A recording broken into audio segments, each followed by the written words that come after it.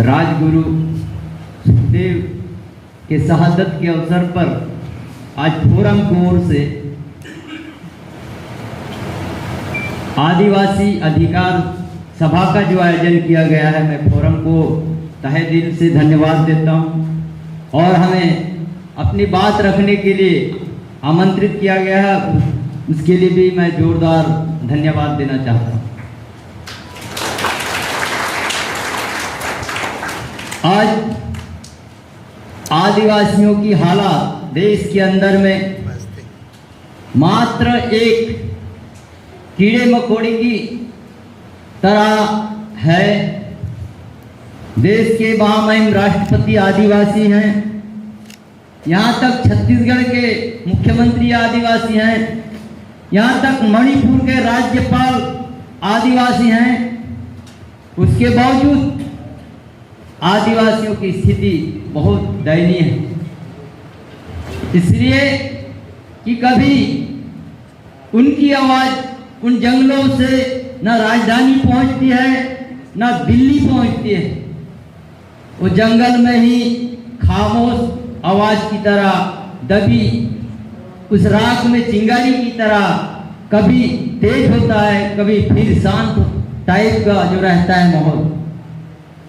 आज बस्तर से बहुत सारे साथी आने वाले थे, लेकिन परिस्थितियां वहां की बहुत खराब है।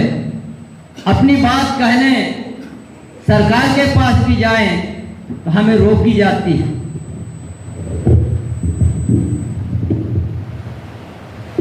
हम पर रोक लगाया जाता है,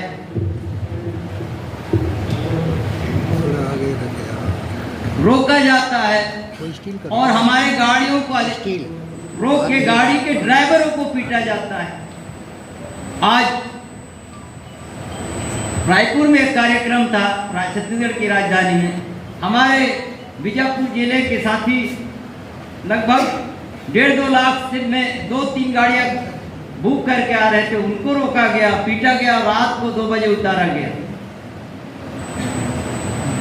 साथियों, मैं ये कहना चाहता हूं, आज लोकतंत्र की बात आती है। आदिवासियों जो संविधान के अंदर में जो लिखा हुआ है, लोकतंत्र आदिवासियों के गण व्यवस्था से आया है, ऐसा संविधान के अंदर में है। लेकिन उसी लोकतंत्र की हत्या के लिए आदिवासियों की हत्या बहुत जरूरी हुई इस फांसीवादी सरकार। पिछले 2022 में संयुक्त राष्ट्र का एक बैठक हुआ पर्यावरण के ऊपर, तो पूरे दुनिया के वैज्ञानिकों ने कहा कि विश्व के 40 देशों में आदिवासियों ने 70% जंगल को बचा के रखा। लेकिन वैज्ञानिकों ने ये नहीं कहा ये जंगल को बचाने वाली कोई सरकार है, ये जंगल को बचाने वाले ना तो कोई अडानी अंबानी है ना पूंजीपति है। ऐसा वैज्ञानिकों ने नहीं कहा। वैज्ञानिकों ने स्पष्ट कहा कि पर्यावरण के रक्षा के लिए आदिवासी का जिंदा रहना बहुत जरूरी है, क्योंकि आदिवासियों की जंगल जमीन की लड़ाई, किसानों के हकों की लड़ाई, मजदूरों के हकों की लड़ाई, हर लड़ाई में सहभागिता की बातें हैं। मणिपुर में जब घटनाएं हुई तो जितने बस्तर में जन आंदोलन है, अंदर में जंगल के अंदरों में जो आंदोलन हो रहा है, वहां कड़ा विरोध किया गया, क्योंकि ठीक उसी तरह से सर्वजुडुम के समय में घटनाएं हुई जो हमारे हिमांशु दादा अच्छी तरह से बता रहे हैं। घरों को जलाया गया। बीजापुर जिले की घटना जो 16 महिलाओं के साथ बलात्कार किया गया, कोई कार्रवाई नहीं होती, सिर्फ आवाज दबाई जाती है और आवाज उठाने वालों को या तो उसको माओवादी करार दिया जाता है या फिर कोई बुद्धिजीवी उस आवाज में आवाज मिलाना चाहे तो बुद्धिजीवियों को भी अर्बन नक्सल के केस में डाल देते हैं। किया जा रहा है वहां अभी भी कोई मान कैंप में रोका जाता है। हम जैसे लोगों को भी वहां जाने नहीं दिया जाता, आना पड़ता है। और यहाँ तो ये स्थिति बनी हुई है कि हर 5 दिन के अंदर में एक नया कैंप खोला जा रहा है। ये ताकत लगाई जा रही है आदिवासियों के संवैधानिक अधिकारों को खत्म करने के लिए ताकत लगाई जा रही है, सैनिकीकरण किया जा रहा है। ज्यादा से ज्यादा आदिवासियों को वहां से बेदखल किया जा सके। सर्वजुलूम के समय में 750 गांव खाली हुए, वहां के आदिवासी आज तक बस नहीं पाए। जहां जहां संसाधन है वहां वहां सबसे पहले कैंप रखे हुए हैं। अगर ये सुरक्षा बल आदिवासियों के हित ऐसे होते, आदिवासियों की सुरक्षा के लिए होते, तो एक निर्दोष आदिवासी अभी 20 निर्दोष आदिवासियों का भी 3 महीना के अंदर में फर्जी इनकाउंटर करके मारा गया। इस मुद्दे को मैं चैनल में मैं अपना वाइड दिया था, तो मेरे लिए नोटिस है। क्या आप ऐसे बोलेंगे पुलिस के खिलाफ तो आपको नक्सली समर्थक घोषित किया जाएगा। मैंने बोला मैं पहले भी फर्जी नक्सली केस से जेल से आया हूँ 55 बार, साहब बोला मैं। कैसे लगाया जाता है? हमारे जो नौजवान साथी अभी आंदोलनरत हैं वहाँ जंगल बचाने के लिए, जमीन बचाने के लिए, उन लोगों को हाट बाजार जाते समय उठा के जेल में डाल दिया जाता है और तमाम केसें हैं आसपास के पूरे उनके ऊपर लगाया जाता है। बहुत सारे साथी अभी हर दिन एक सोशल मीडिया में आते रहता है हमारे पास कि फलाने के आंदोलन धरने स्थल के साथी को उठाया गया है, लेकिन कभी भी हमारे आदि निर्दोष आदिवासियों को गोली मारी जाती है तो एक भी पुलिस वाले या एक भी थाने में FIR दर्ज नहीं हो, कोई भी जनप्रतिनिधि इस बात को नहीं उठाया। क्या यही लोकतंत्र है? निर्दोष आदिवासियों को मारने के बाद हिमांशु दादा के ऊपर माननीय सुप्रीम कोर्ट ने 5 लाख का जुर्माना लगा दिया।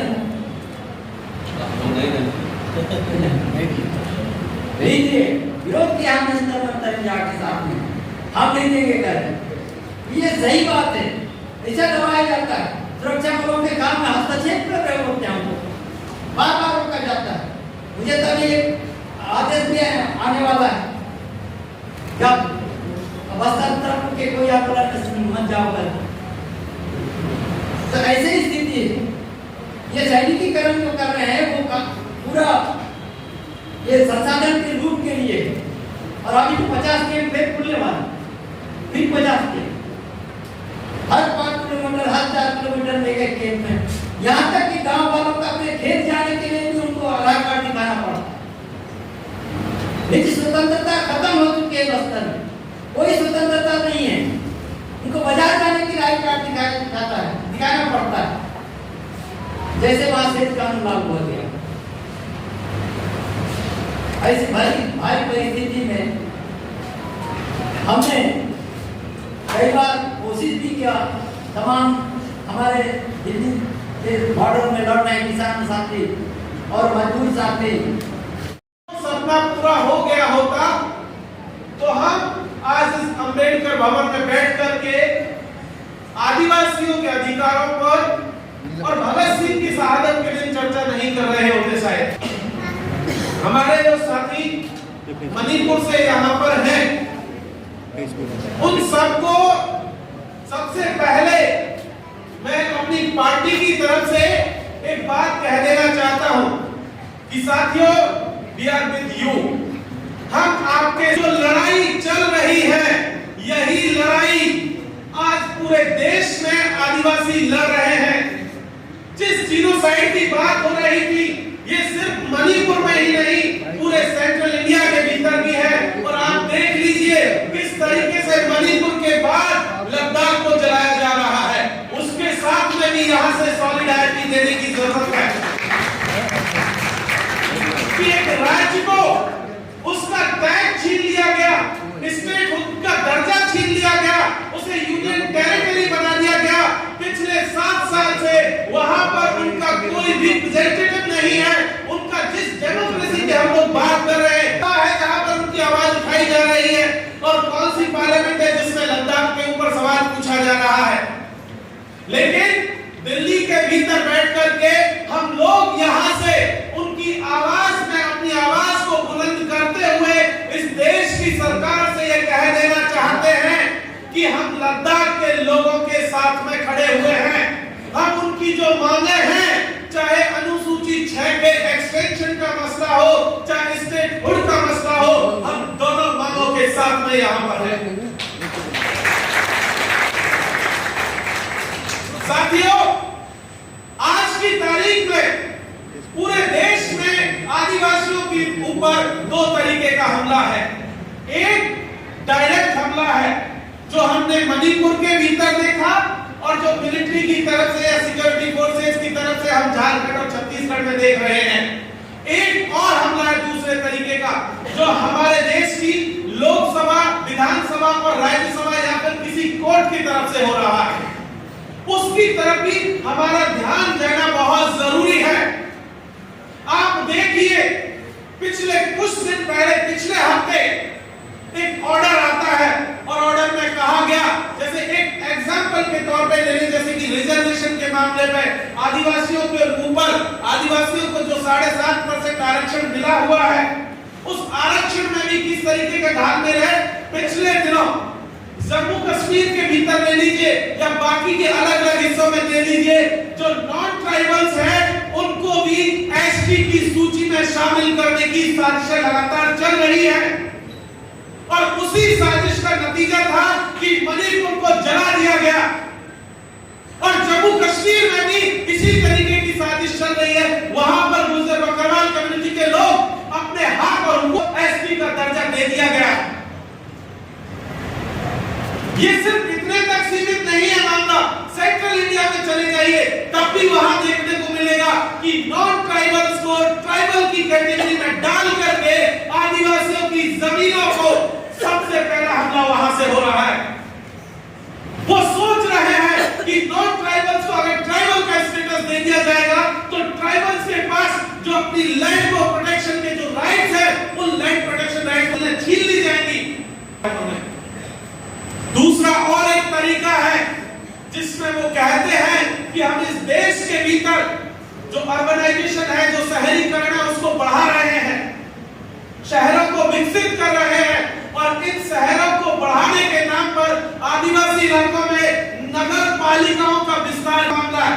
आपको लगता होगा दिल्ली में बैठकर कि भाई किसी इलाके में अगर नगर पालिका बन जाएगी, नगर निगम बन जाएगा तो क्या नुकसान होगा। नगर पालिका का एक्सटेंशन अगर होगा तो जो जमीनों पर आदिवासियों के जो राइट्स हैं, चाहे वो पैसा कानून के तहत मिले हो या किसी और कानून के तहत मिले हो, वो सारे के सारे राइट्स का वायलेशन हो जाएगा। वो सारी की सारी जमीनें नॉन शेड्यूल्ड एरिया में, सिविल एरियाज में काउंट की जाएगी। और अगले ही दिन जिस दिन अनाउंसमेंट होगा कि ये इलाका अब नॉन कि वहां पर आदिवासियों के जो बाकी के राइट, चाहे रिजर्वेशन का मामला हो, चाहे बाकी के रिसोर्सेज हो, सारे के सारे रिसोर्सेज को छीन लिया जाएगा। और इसीलिए लगातार चाहे केंद्र की सरकार हो, चाहे राज्य सरकार हो, हर आदिवासी इलाकों में जगह जगह छोटा सा गांव है, उसको कहते हैं कि पंचायत बना दिया, छोटी पंचायत है उसको नगर पालिका बना देते हैं, कभी नगर निगम का विस्तार कर देते हैं। एक एग्जांपल आपको बताता हूं, पिछले साल राजस्थान सरकार ने जो उदयपुर है, साउथ राजस्थान का हिस्सा है, यह टीएसपी का इलाका है, ट्राइबल सब जोन का हिस्सा है। उदयपुर का जो एरिया था नगर पालिका का, उसका एक्सटेंशन का आदेश निकाल दिया और कहा कि उदयपुर की जो करंट बाउंड्री है, जो वर्तमान में जो सीमा रेखा, उसके 31 किलोमीटर दूर तक का हिस्सा, अब समझिए 31 किलोमीटर, चारों तरफ से आप काउंट कीजिए कितनी सारी जमीनें आती हैं। लगभग 150 से गांव को, ज्यादा गांव को कहा गया कि अब ये उदयपुर जो नगर विकास प्राधिकरण है, उदयपुर जो डेवलपमेंट अथॉरिटी है, उसके दायरे में होगा। और जैसे ही ये कानून आया, इसके बाद से वहां पर जो टीएसपी के इलाके के तहत, टीएसपी के तहत जो राइट्स मिले हुए थे, उसको छीन लिया गया। एकदम डीप के इलाके में जाकर के डूंगरपुर के भीतर छोटे छोटे कस्बे को नगर पालिका बना दिया गया। अगर हम लोगों को हाई कोर्ट जाना पड़ा, हाई कोर्ट से वो आदेश रद्द करा के लाए कि इस आदिवासी इलाकों में हमें कोई नगर पालिका की जरूरत नहीं है, हमारे गांव बहुत बढ़िया है, हमें नगर पालिका नहीं चाहिए, हम अपने गांव से खुश हैं, हमें नहीं चाहिए तुम्हारा ये जो विकास का मॉडल है जिसमें हमें अपनी जमीन से खदेड़ करके मालिक से मजदूर बनाने पर तुले हुए हो। और ये जो मालिक से मजदूर बनाने की जो फैक्ट्री चली हुई है इस देश में, ये विकास के नाम पर चल रही है। दूसरी तरफ जब ये नगर वन अधिनियम, फॉरेस्ट कंजर्वेशन अमेंडमेंट बिल 2023, उसके तहत कहा गया कि जो इस देश की नेशनल बाउंड्रीज है, उन नेशनल बाउंड्रीज के 100 किलोमीटर का जो इलाका है, उसमें भी अनुसूची 5 और 6 का लागू नहीं होगी, उसमें भी इम्प्लीमेंट नहीं किया जाएगा। तो आप बताइए पूरा का पूरा north east, Jammu and Kashmir से लेकर के उत्तराखंड से लेकर के पंजाब राजस्थान से लगता हुआ पूरा एक बेल्ट, तो उधर कोस्टल बेल्ट सारा का सारा शेड्यूल एरिया से बाहर चला जाएगा, सिविल एरिया में चला जाएगा। इस इलाके के ट्राइबल्स क्या करेंगे? उनके राइट्स को कौन प्रोटेक्ट करेगा? इस हमले पर भी यहां से सवाल उठाना जरूरी है कि सरकार कर क्या रही है विकास के नाम पर। एक दूसरा कानून जो पिछले साल आया 2022 में पास हुआ था, wild life conservation amendment bill, वन्यजीव संरक्षण अधिनियम, कहा गया कि हम लोग, देश की सरकार ने कहा कि इस देश में जो है जंगली जानवरों को बचाएंगे, और जंगली जानवरों को बचाने के नाम पर उन्होंने इंसानों को खदेड़ने का सिलसिला शुरू कर दिया, और इंसानों में मैंने आदिवासियों को खदेड़ने का सिलसिला शुरू किया। एक एग्जांपल के तौर पर बताता हूं, wild life conservation amendment bill के तहत कहा गया कि इस देश में 18 जगहों पर 18 लोकेशंस को आइडेंटिफाई करके कहा गया कि यहां पर टाइगर रिजर्व प्रोजेक्ट बनाया जाएगा, और एक-एक प्रोजेक्ट कम से कम इतना बड़ा है, इतना छोटा है, जिसमें 150 से 200 गांव एक बार में उजड़ रहे हैं।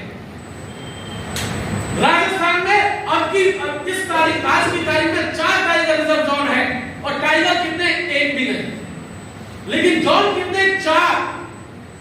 एक जोन 150 से 200 गांव को उजाड़ रहा है। कोई ऑप्शंस भी नहीं दे रहा है कि भाई आप उजाड़ करके जाओगे कहां?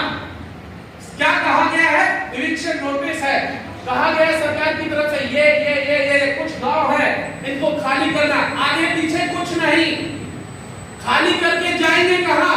पता नहीं, करना क्या है? पता नहीं, बस खाली करना है। बुलेट ट्रेन का प्रोजेक्ट चल रहा है इस इलाके में, दिल्ली से मुंबई के नाम पर, और ये पूरा का पूरा बेल्ट दिल्ली से आप निकाल के चलिए, जैसे आप निकलेंगे अलवर से लेकर के भरतपुर होते हुए, जैसे कोटा होते हुए आप जाएंगे गुजरात, मध्य प्रदेश और राजस्थान के बॉर्डर से होते हुए, पूरी ट्राइबल बेल्ट है, और वहां बुलेट ट्रेन के नाम पर जमीनें ली जा रही है। अभी पिछले दिनों हम लोग चुनाव प्रचार में थे, राजस्थान में विधानसभा चुनाव था, वहां एक गांव में हम प्रचार करने के लिए गए, पता चला कि उस गांव में बिजली आज तक नहीं पहुंची है। सरकार ने, पिछली सरकार ने मोबाइल फोन बांटे थे, मोबाइल फोन अभी भी डब्बे में पैक करके रखा हुआ है, क्योंकि ना बिजली है ना टावर है, तो मोबाइल फोन का करना क्या पता नहीं, बस रखा हुआ है। और पीने के लिए 3 किलोमीटर दूर से लोग पानी लाते हैं, पहाड़ी के ऊपर ले जाना होता है, वो भी गधों पर लाद करके। और मजे की बात यह है कि सरकार ने कहा है कि ये जो गांव है, इस गांव के नीचे गोल्ड माइंस है, गोल्ड का जो है भंडार है, तो इस गांव को तो हटाना पड़ेगा। और पिछले दिनों आदेश निकाल दिया कि ये गांव यहां से खाली करो। एक गांव जो पानी के लिए तरस रहा है और वो अपने नीचे सोना दबाए बैठा है। अब देखिए किस तरीके की सिचुएशन है पूरे देश के भीतर, जिस तरीके की एट्रोसिटीज चल रही है। अब चाहे वो पुलिस की तरफ से हो, चाहे किसी और एजेंसीज की तरफ से हो, या सोसाइटी के बाकी सेक्शन से उसकी तरफ से हो, लगातार देख लीजिए पूरे देश में आदिवासियों के ऊपर होने वाले हमले लगातार बढ़ते जा रहे हैं। और सिर्फ हमला ही नहीं बढ़ा, न्याय मिलना वो सबसे ज्यादा दूभर हो गया आज की तारीख में। हमने सबने देखा मध्य प्रदेश में एक आदिवासी नौजवान के ऊपर एक बीजेपी के नेता का जो सहयोगी व्यक्ति आकर के पेशाब करता है। हमने ये भी देखा कि किस तरीके से आदिवासियों को मारा गया, किस तरीके से जलील किया जाता है। आज की तारीख में एक देश का बड़ा हिस्सा आदिवासियों का जेलों में सड़ रहा है। पिछले दिनों कुछ लोग जेल से रिहा हुए, जिनको 7 साल पहले, किसी को 10 साल पहले, किसी को 15 साल पहले गिरफ्तार किया गया था, और 15 साल बाद इस देश का कानून कहता है कि तो निर्दोष है। कोई बता सकता है कि 15 साल उनकी कौन लड़ाएगा? किसकी रिस्पांसिबिलिटी वो 15 साल होगी? कौन जिम्मेदार है? ये कोई नई चीज नहीं है। आदिवासियों के ऊपर जेलों में भेजना, गिरफ्तार कर लेना, मार देना, गोली मार देना, अभी रेप की घटनाओं का जिक्र हो रहा था, ये बहुत सामान्य है। लेकिन एक चीज यहां से कहे जाने की जरूरत है कि ये आपके लिए सामान्य हो सकता है, हमारे लिए सामान्य नहीं है। ये बिल्कुल भी सामान्य नहीं है और हम बिल्कुल भी इसको टॉलरेट नहीं करेंगे। अगर आप संसद से कानून पास करेंगे तो हम संसद के भीतर लड़कर जाएंगे और यहां पर तुमसे लड़ेंगे। तुम विधानसभा के भीतर से कोई कानून हमारे खिलाफ पास करोगे तो हम विधानसभा के भीतर आकर के आपसे लड़ेंगे। हमारे पास हमारे पुरखों ने एक ताकत दी थी, वो थी संविधान की ताकत। उसमें हमारे पास हक और हुकूक दोनों सुनिश्चित किए गए। हमारे पास जितना बचा है उसको बचाएंगे और उसके दम पर जो छीना जा रहा है उसको रोकेंगे। इसीलिए यहां से एक बात कहकर के मैं अपनी बात को खत्म करूंगा कि इस देश में आदिवासी लगातार जो पूरी की पूरी लड़ाई लड़ रहे हैं, उसका कल्मिनेशन क्या है? उसका एक रास्ता जो हम लोग समझते हैं, जो पूरा का पूरा भील प्रदेश की बेल्ट है, वो एक बात कह रही है कि हमें अपने इलाके को गवर्न करने के राइट दिए जाए, अलग से सेपरेट भील प्रदेश दिया जाए। सेम उसी तरीके से गोंडवाना के लोग कह रहे हैं कि हमें सेपरेट गोंडवाना लैंड दिया जाए। इसी तरीके से बाकी इलाकों में जहां आदिवासी मूवमेंट चल रहा है सेपरेट स्टेट के लिए, हम उसकी भी डिमांड करेंगे, ताकि जरूरी है कि ये जो बाकी लोग जो हमारे ऊपर हमला कर रहे हैं उसको रोका जा सके। अन्यथा क्या होगा आपको बताएं, गुजरात मध्य प्रदेश और राजस्थान के बॉर्डर पर एक डैम बना हुआ, बड़ा डैम है। उस पूरे डैम का पानी बंबई और जो है आपका सूरत और अहमदाबाद जा रहा है, राजस्थान की जमीन पर बना हुआ है और उस डैम से 3 किलोमीटर दूर जो आदिवासी रह रहा है वो प्यासा है, क्योंकि उसको उस डैम से पानी पीने की अनुमति नहीं है। अगर हम लोगों ने अपने रिसोर्सेज को नहीं बचाया तो कोई दूसरा व्यक्ति हमारी जमीन छीन लेगा, कोई हमारा पानी छीन लेगा, कोई हमारा जंगल छीन लेगा, कोई हमारा पहाड़ छीन लेगा और वही हालत कर देगा जो ऑस्ट्रेलिया और अमेरिका के भीतर वहां के नेटिव्स की है, वहां के लोकल लोगों की है, इंडिजिनियस लोगों की है। तो इसीलिए मैं एक नारे के साथ अपनी बात को खत्म करूंगा, एक तीर एक कमान, एक तीर एक कमान, आदिवासी एक समान, एक तीर एक कमान, आदिवासी एक समान। बहुत बहुत शुक्रिया। भगत सिंह, सुखदेव, राजगुरु, उन्हें नमन, इस आदत को नमन। लेकिन आज का दिन उनके विचारों को याद करने का है और सिर्फ याद करने का नहीं, उन्हें दोष रोष जुनून के साथ याद करना, सिर्फ शोक मनाने का नहीं। दोस्तों, रोज नए प्रोग्राम, मुझे लगता है मैं थक गया, मामा ने पता नहीं। लेकिन चलिए बात करते हैं, कुछ बात अपनी रखना चाहता हूँ आपके साथ। एक हमारे तरफ बिहार में कहावत, हसुआ के बिहार में कुछ का गीत नहीं गाया। इसका मतलब यह है कि अब लोकसभा चुनाव की घोषणा हो गई और आगे कोई साथी होंगे तो रिपोर्ट ठीक से बना ले। हमारे लिए सबसे बड़ा धर्म युद्ध जो है वो चल रहा है आरएसएस बीजेपी के साथ। हमारी 1000 समस्याएं होंगी, बहुत लोगों से समस्या, बहुत पार्टियों से समस्या। आरएसएस बीजेपी पे तरह तरह के कॉन्ट्रडिक्शंस हैं, बावजूद इसके उंगली के बीच है तो अपने कॉन्ट्रडिक्शन को रिजॉल्व करते हैं और हुकूमत कर रहे हैं, क्योंकि उसका शेयर सबको मिलता है।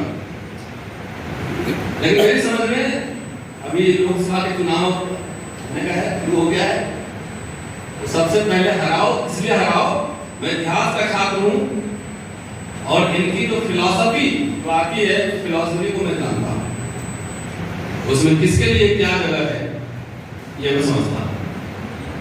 आज मैं समझ रहा हूं कि मोदी जी के स्टाइल में कुछ भाषण बनाने में लगवाना चाह रहा था, ऐसा करता है वो भी करूंगा। छत्तीसगढ़ के मुख्यमंत्री सादा साहब ट्राइबल है और उनकी पत्नी ने कहा है, जहां तक मैंने सुना है, कि ब्राह्मणों की वजह से उप मुख्यमंत्री, तो जंगल कट रहा था लेकिन हंस भी रहा था। कि कुल्हाड़ी में जो लकड़ी है वो अपना ही है। मैं ये नहीं समझ पा रहा हूं कि 10 साल में, देखिए मैं दिल्ली यूनिवर्सिटी में पढ़ाता हूं और मुझे याद है कि सब कुछ 10 साल पहले कोई गंगा नदी घी नहीं बह रही, उस समय हम लोग लड़ी नहीं, लेकिन इतना स्पेस जरूर था कि आप डिफरेंस के साथ रह सकते हैं। प्रिंसिपल से हमारी कभी पटी नहीं, किसी प्रिंसिपल से, लेकिन ऐसा नहीं हुआ कि मुझे स्टडी लीव नहीं मिला, मेरा प्रमोशन रोक दिया। होता है कि और डेमोक्रेसी का मतलब यही होता है कि we are having different ideas, ideology, still we can stick to it. संभव है कदापि नहीं संभव। और जो मैं कुल्हाड़ी और लकड़ी की बात की, अभी मैं तेलंगाना में था और जहां मेरा प्रोग्राम था तो ट्राइबल एरिया, और मुझे बताया गया यहाँ के ट्राइबल का एक सेगमेंट, इतिहास का छात्रों को एक समान नहीं, सब कुछ गड़बड़ है, नहीं तो आरएसएस वहां घुस नहीं पाता, पूरा बीजेपी के साथ आता है। पासवान जी की पार्टी, हनुमान जी बने हुआ हनुमान, वो बीजेपी में जब नेता को जाने तो भाई नेता को एमएलए बनना है, आप लोग क्यों जाते, उसके जात का वोट क्यों जाता है, ट्राइबल का वोट क्यों जाता है? ऐसा नहीं कि नहीं जाता है, जाता है इसलिए आगाह करने और शपथ दिलवाना है। हिंदू जन्मा जरूर हूं, हिंदू मरूंगा। तो उसके बाद अस्पृश्यों का पांव पूजन कार्यक्रम शुरू हुआ, जनेऊ कार्यक्रम शुरू हुआ, सहभोज कार्यक्रम शुरू हुआ। ये सब नाटक और दिखावा था, नाटक दिखावा था, सिंबोलिज्म था, तो सिंबोलिज्म आज भी चल रहा है। 80 के दशक से ट्राइबल एरिया में आरएसएस घुस गया और कह रहा है कि आप आदिवासी नहीं, क्या वनवासी हो? वनवासी मतलब पहला ये प्रस्ताव रखने जा रहा हूं क्योंकि आदिवासी अधिकार मंच है, तो दलितों का तो फिक्टिशियस हिंदुआइजेशन चल रहा है अम्बेडकर के जमाने से, हम सब हिंदू हैं, हिंदू हैं। तो कौन से प्रकार वाले हिंदू वही जरा बताओ, जो पिछड़ा और दलित अपने आप को हिंदू कह रहा है, आदिवासी भी कह रहा है हिंदू है, तो उस श्रेणी में, उस कैटेगरी में कौन सा ब्रांड तुम्हारा है?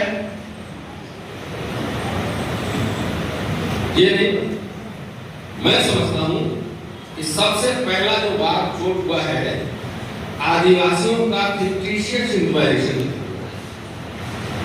कैसे घुस के आपके इलाके में और आपके देवताओं को कब्जा कर लिया, आपके कुल देवियों को कब्जा कर लिया, और आदमी जय जय बोल रहे हैं, घुस के वहां कब्जा कर लिया। और मैं पहला प्रस्ताव यही दे रहा हूं कि सबसे पहले जाइए और अपने कुल देवताओं की, देवी देवियां जो है कुल देवताओं की घर वापसी कार्यक्रम शुरू करवाओ और इनको बुलाओ। पहले जाता है मीठा मीठा बोल के, धीरे धीरे धीरे धीरे आदिवासी, और जैसे बकरे का चेहरा लगा है नीचे जो ना भेड़िया है, उसके साथ ही पैकेज भी है। गोलवलकर के किताब में बता दे कि उनकी क्या फिलॉसफी है, द बंच ऑफ थॉट। वो आदिवासियों के बारे में क्या सोचते हैं, वो दलितों के बारे में क्या सोचते हैं। और आपको हमारे दलित भाई लोग आजकल खूब नशे में रहते हैं, तो नहीं मैं ज्यादा ठीक कर रहा हूं। कुछ दलित कह रहे हैं कि ब्राह्मण विदेश भेजेंगे, तो बुद्धि लगता है हमारे हम दोस्तों को कि चले जाएंगे सारे मठ मंदिर में हमारा कब्जा होगा। और अभी इलेक्शन के समय घर में जाके आरएसएस वाला बोलेगा कि ये मौलवी साहब सब पाकिस्तान जाएगा तो इनकी हवेली और जमीन तुम्हारा होगा, फिर बुद्धि लगता है ये मौलवी साहब का तस्तरी और प्लेट में बिरयानी मैं ही खाता रहूंगा, सपना देखता न एक ब्राह्मण विदेश जा रहा है और न एक मुसलमान को भेजने की ताकत है। हाँ ये जरूर है कि सेकेंड क्लास सिटीजन बना के शेड्यूल ट्राइब, शेड्यूल कास्ट, मुसलमान, बैकवर्ड सबको यहाँ रखेगा, ये तय। तो इसलिए अनरियलिस्टिक ड्रीम्स नहीं देखना है। कैसे ट्राइबल एरियाज में मैं समझता हूं कैसे सांसद इसका जीत जाता है, कैसे, ये सवाल हमें करना है। कौन लोग उसको वोट देता है? अपने कुल्हाड़ी लेके बहुत साथी अपना पांव और अपने आने वाली पीढ़ी जनरेशन का पांव काट रहे हैं। मैं कभी कभी झारखंड भी चला जाता हूँ, छत्तीसगढ़ भी जाता हूँ, इसलिए कम से कम मैं सिर्फ आप लोग को नहीं सुना, वही बात में कुछ साथियों ने विदंदा तेरा मोबाइल है, हाँ ना बना कि नहीं?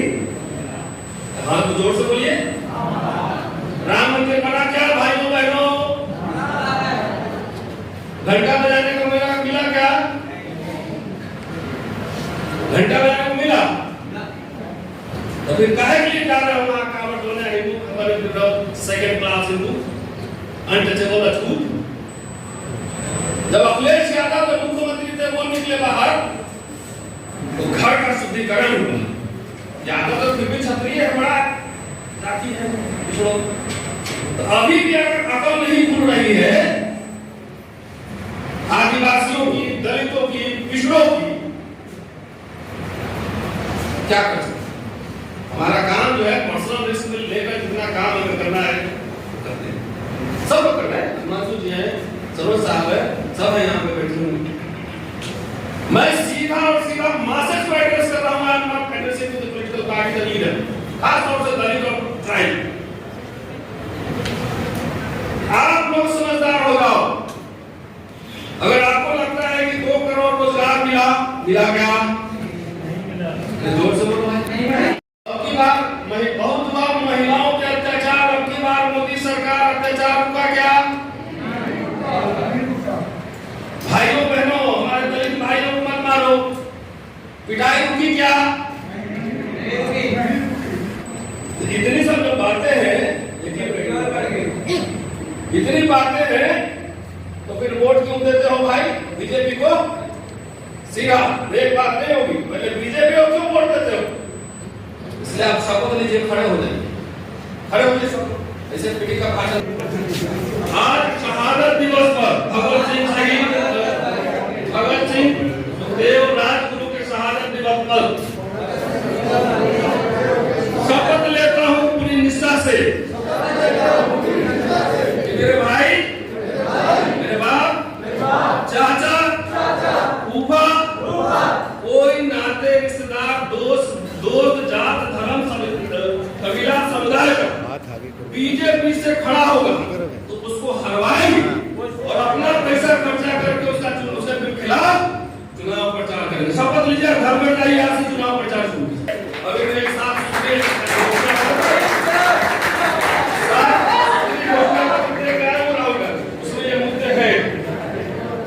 आपने अगर देखा होगा तो बोल किसने है, तो ये साथियों, ये लेक्चरबाजी मैंने 15-20 सालों के सुनते जाते हैं। वो पार्टी भाई कोई भी अच्छी नहीं है, क्योंकि समय ऐसा आ गया। एक बात बता दो सारे स्टूडेंट बैठे हो, आज भाई ये राजनेता कहाँ से आते हैं, कहाँ है उद्योग से क्षेत्र में उद्योग राजनेता पैदा होते हैं, किसी को पता?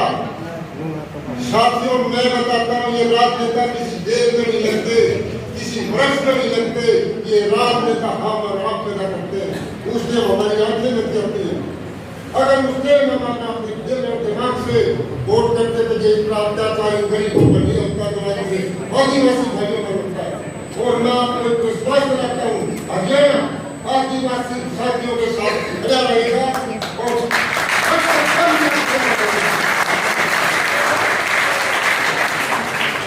आज मैं आपसे एक और अनुरोध करूंगा, वो पहले करना चाहिए था, लेकिन मैं पूरा हो पाऊंगा। भैया शहीदी दिवस है और वो शहीदी दिवस अगर ये महान शक्तियां नहीं होती तो आज काम नहीं होते, लेकिन उस अंग्रेजों से भी बुरा हालात हमारे ऊपर अत्याचार हो।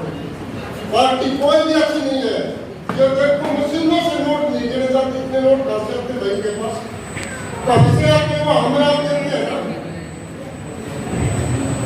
सीधी फैल हो जाती है। इतने इतने नोटिस राजनेताओं के पास है, मेरे आदिवासी भाइयों के पास है, वक्त की रोटी नहीं। धिक्कार है उन राजनेताओं को। आज इनकी आत्मा के सोच रही होगी राजकुमार सुखदेव भगत सिंह की आग हमारी जब तक आजाद है, लेकिन आजाद नहीं है।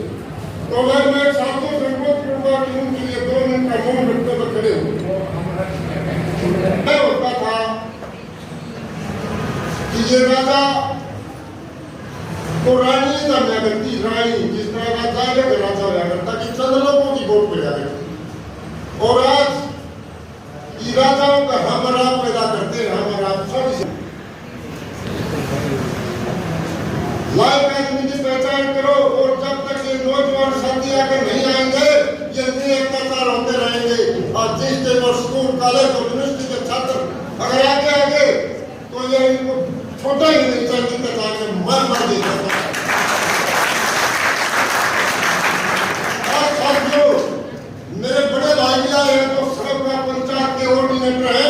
मुझे जाना बहुत जरूरी है, मुझे तेजी हो चुकी, इसलिए मैंने पहले टाइम लिया। और आप आदिवासी भाइयों को तक और जगह नहीं होने देता, जगह तक नहीं करनी पड़ेगी। धन्यवाद।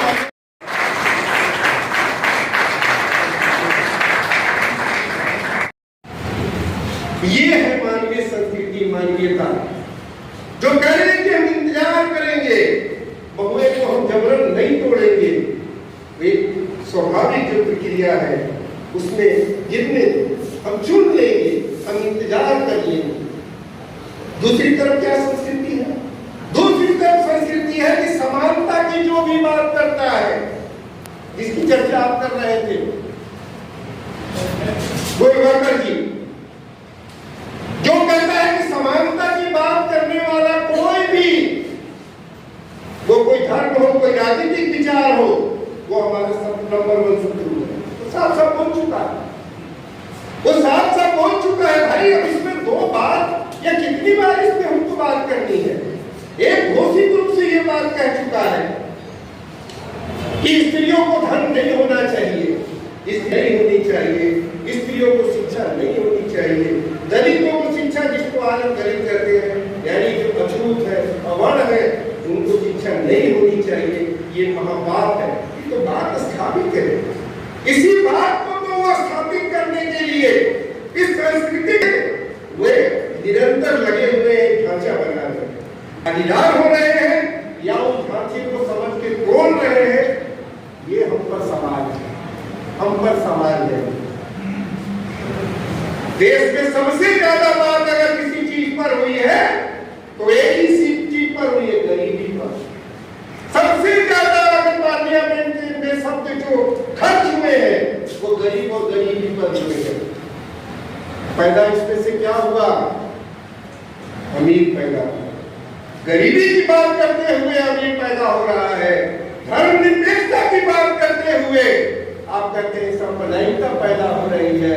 इसका मतलब कहीं ना कहीं डिस्कनेक्शन है। हमारी लड़ाई में जिनको हम बीच में जाते हैं उनके और हमारे बीच में डिस्कनेक्शन है, यानी रिश्ता नहीं बन पाया है। ठीक हम बात को संस्कृति का हिस्सा है। सवाल हमारे लिए है कि हम लड़ाई में भागीदार किस रूप में हो रहे हैं, ये बड़ा सवाल हमारे सामने है। क्योंकि स्पष्ट है कि वो बस्तर में क्यों जाना चाहते हैं, बस्तर को वो क्या समझते हैं, मणिपुर को वो क्या समझते हैं। मणिपुर में क्रोमाइट है, प्लेटिनम है, पाम ऑयल है, कहा जाएंगे तो बस्तर में तो पता नहीं और क्या क्या चीजें हैं, कितनी चीजें। और जो भगत सिंह भी बोलते हैं कि यह एक जंग है, यह एक जंग है जो जारी रहेगी जब तक कि यहाँ के संसाधन और यहाँ के लोग लूटे जा रहे हैं। अब ये जंग किसने शुरू की? ये जंग शुरू की है सरकार ने, सत्ता ने, और जनता पे थोपी है ये जंग। जिस तरीके से लोगों को बस्तर के अंदर, झारखंड के इलाके में या और तमाम इलाकों में, आंध्रा के इलाकों में लोगों को मारा जा रहा है, उनके संसाधनों को लूटा जा रहा है, ये तो स्पष्ट हो गया है कि संसाधन की एक लूट, संसाधन की लूट के लिए चलाई जा रही एक जंग। और इस जंग में जो लोग जमीन के ऊपर रह रहे हैं उनकी कीमत जमीन के नीचे पाए जाने वाले संसाधनों से कई कई गुना कम है। बहुत सारी बातें कहने के लिए हैं, लेकिन जिस तरीके से साथी सम्राट बोल रहे थे कि एक जंग का माहौल बना, और ये जंग या ये ऑपरेशन समाधान प्रहार या सूरजकुंड स्कीम सिर्फ बस्तर का मामला नहीं है, फिर छत्तीसगढ़ का या और तमाम मिनरल रिच रीजन्स का मामला नहीं है, ये पूरे देश का मामला है। क्योंकि मैं आपको कुछ सोचने पे मजबूर करना चाहता हूं कि अगर एक इलाके में किसी को गोली से मार दिया जाए और उस गोली से मारने को साधारण बना दिया जाए, तो क्या कल को यहां पे आप सुरक्षित हैं? तो किसानों के ऊपर ड्रोन से टीयर गैस गिराना किसी समय पे अलग अलग जगहों पे चल रही है। जो शासक वर्ग है, शोषण जो करता है, वो उस दमन को किस तरीके से लिया जाएगा और उस दमन पे जवाब किस तरीके से दिया जाएगा। जब इस तरीके के दमन सालों के समय पे हुए तो तमाम लोगों ने वहां विरोध किया छत्तीसगढ़ के अंदर। उसकी आवाज बाहर तक आई, दिल्ली के अलग अलग इलाकों के बुद्धिजीवी सब सड़कों पे निकल के आए। वो सड़कों पे निकल के आए इस बात को समझने के लिए कि संसाधन की लूट का सवाल सिर्फ आदिवासियों के का सवाल नहीं है, वो सवाल है इस देश के अंदर एक तरीके की राजसत्ता की स्थापना का सवाल भी। उस सवाल को समझते हुए, राजनीतिक मुद्दे को समझते हुए और लोकतांत्रिक सवाल को समझते हुए तमाम लोग सामने आए, और जब वो सामने आए तो सार्वजनिक को बैन करना पड़ा। सार्वजनिक के बारे में बहुत सारी बातें निकल के आई, बहुत सारी बातें राष्ट्रीय अंतरराष्ट्रीय स्तर पे गई, और उसको 2011 में सुप्रीम कोर्ट को मजबूरन बैन करना पड़ा। मैं ये मानने से नकारता हूं कि सुप्रीम कोर्ट को सार्वजनिक के बारे में 2011-12 से पहले नहीं पता था। उनको पता था, लेकिन वो बैन करने पे मजबूर तब हुए जब जनता सड़क पे। ग्रीन हंट को रोका गया जब साईं बाबा या तमाम उन जैसे लोगों ने सड़कों पे निकल के आकर, छात्रों ने सड़कों पे निकल करके आकर उसका विरोध करना शुरू किया। और उन विरोधों के चलते जिस तरीके से ये दमन का, ये लूट का जो जंग है, ये बार बार जो थमता है, बार बार जो इसमें अड़चनें आती हैं, इन अड़चनों को हटाने के लिए स्टेट अलग अलग तरीके के आर्गुमेंट्स लेके आता है। वो आर्गुमेंट्स हो सकते हैं अर्बन नक्सल के आर्गुमेंट, कि जो लोग शहरों के अंदर अलग अलग तबकों के मुद्दों पे बात करते हैं, अलग अलग तबकों के मुद्दों के संघर्ष लड़ते हैं, और एक साथ आके आदिवासियों के नरसंहार, संसाधन की लूट के खिलाफ जो बोल रहे हैं, वो अर्बन नक्सल। तो उस अर्बन नक्सल की कैटेगरी में साईं बाबा भी लपेटे जाते हैं, उस अर्बन नक्सल की कैटेगरी में हेम मिश्रा भी लपेटे जाते हैं। एक जेएनयू का छात्र, 32 साल का जेएनयू का छात्र जो कि एक कल्चरल एक्टिविस्ट था, उसको जेल में डाल दिया गया, उसकी पूरी जवानी निकल गई। क्यों? क्योंकि उसने आदिवासी के मुद्दों पे लड़ा। साईं बाबा 90% डिसेबल्ड पर्सन जो कि ऑपरेशन कास्ट बैकग्राउंड से आते हैं, लैंडलेस पेजेंट्री के बैकग्राउंड से आते हैं, उनको जेल में डाल दिया गया। क्यों? क्योंकि उन्होंने आदिवासियों को लड़ाई लड़ी। और तमाम भीमा गोरेगांव के अंदर जितने लोग बंद हैं, चाहे वो स्टैन स्वामी जो हमारे बीच में अब नहीं रहे, जो शहीद हो गए, या उसके अलावा और भी तमाम लोग, ये सब लोग ग्रीन हंट के खिलाफ बोलने वाले लोग, इनको अर्बन नक्सल के आर्गुमेंट पे डाला गया। ये एक्सपेरिमेंट जो अर्बन नक्सल के नाम पे हुआ, जिसका विरोध जितना मजबूती से होना चाहिए उतना मजबूती से हम करें नहीं, उसके नतीजे के तौर पे अब सूरजकुंड पॉलिसी को, स्कीम को एक पॉलिसी स्तर पे लेके आया है। ऑपरेशन समाधान प्रहार के अंदर पहले वो ग्रीन हंट के अंदर जो कैंप बनाने की पॉलिसी थी, उसको बड़े स्तर पे लेके जाते हैं, 400 पैरामिलिट्री कैंप बना देते हैं। अब जो अर्बन नक्सल की पॉलिसी थी, जो अर्बन नक्सल का आर्गुमेंट था, उसको वो सूरजकुंड के अंदर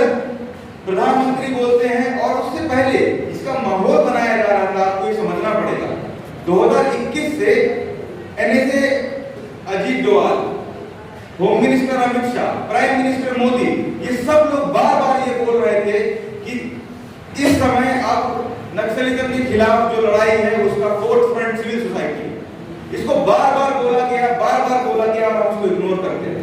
और उसका नतीजा ये है कि इसको 2022 में जब ऑपरेशन समाधान प्रहार बंद हुआ तो सूरजकुंड स्कीम को लेके आया गया, जिसमें ऑपरेशन समाधान प्रहार के अंदर जो 400 कैंप बनाने थे, जिसमें से 195 से ज्यादा कैंप बन गए हैं मिलिट्री इलाकों में, उसको कंटिन्यू रखने के साथ साथ ये बोला कि हमको सिर्फ नक्सलिज्म ऑफ गन नहीं, नक्सलिज्म ऑफ पेन की भी को भी मारने की जरूरत है, उसको भी अटैक करने की जरूरत है।